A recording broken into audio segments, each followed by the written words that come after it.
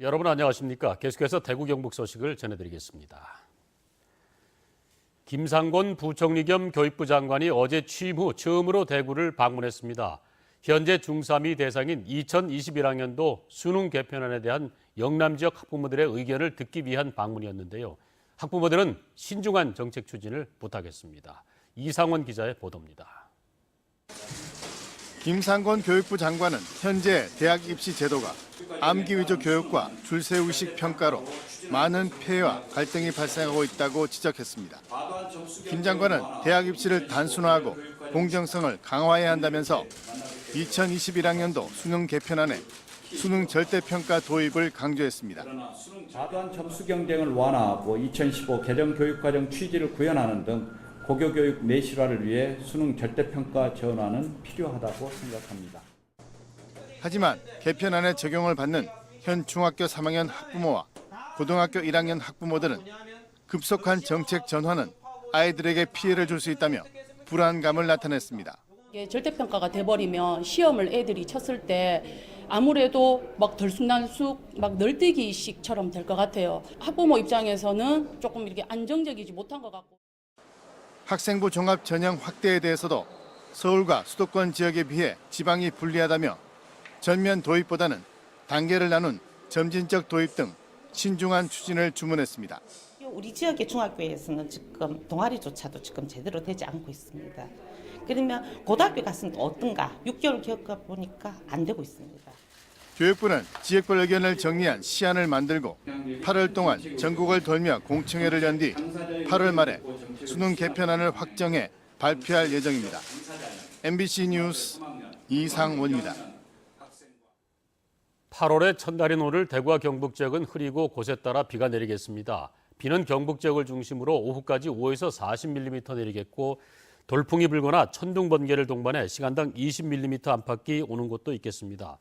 오늘 낮 최고 기온은 대구와 경산 33도, 김천과 구미 32도 등으로 어제보다 5도 이상 높겠습니다. 대구 기상지청은 당분간 기온이 30도를 웃도는 날씨가 이어질 것으로 예보했습니다. 대구시가 공동주택단지한 관리동 어린이집의 국공립 전환을 활성화시키기 위해서 실무 TF팀을 만들기로 했습니다. 대구시는 민간 어린이집을 국공립으로 전환할 경우 공동주택 거주자 자녀에게 입소 우선권을 주고 주민 공동이용시설 개선비를 지원하는 등 인센티브를 제공할 예정입니다. 현재 대구시의 공동주택 관리동 어린이집은 223곳인데 이 가운데 국공립은 26개고 나머지는 모두 민간에서 운영하고 있습니다.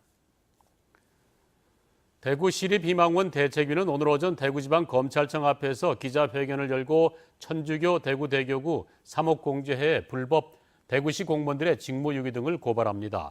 대책위는 천주교 대구대교구 산하의 사업장에서도 희망원과 유사한 수법으로 비자금을 조성했다며 대부업법, 금융실명제법, 부동산실명법 등 위반 혐의로 3억 공제회 등을 대구지검에 고발한다고 밝혔습니다.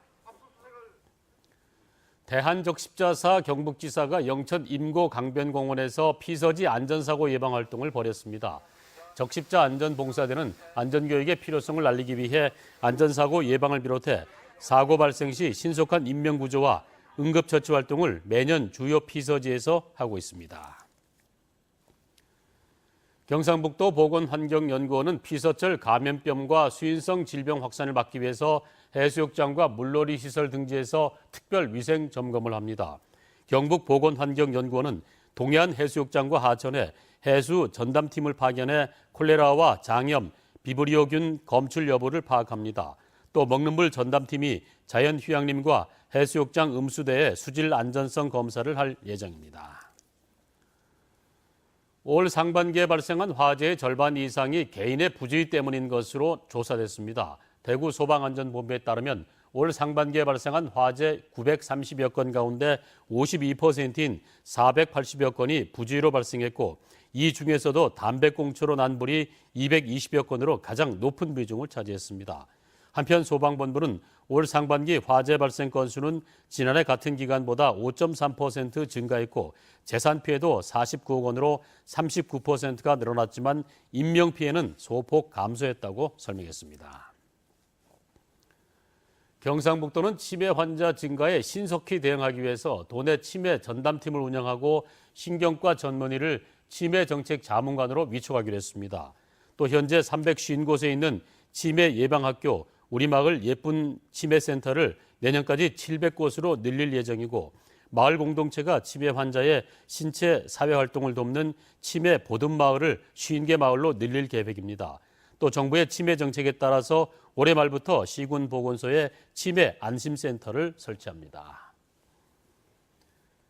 이상으로 MBC 생활뉴스 모두 마칩니다. 함께 해주신 여러분 고맙습니다.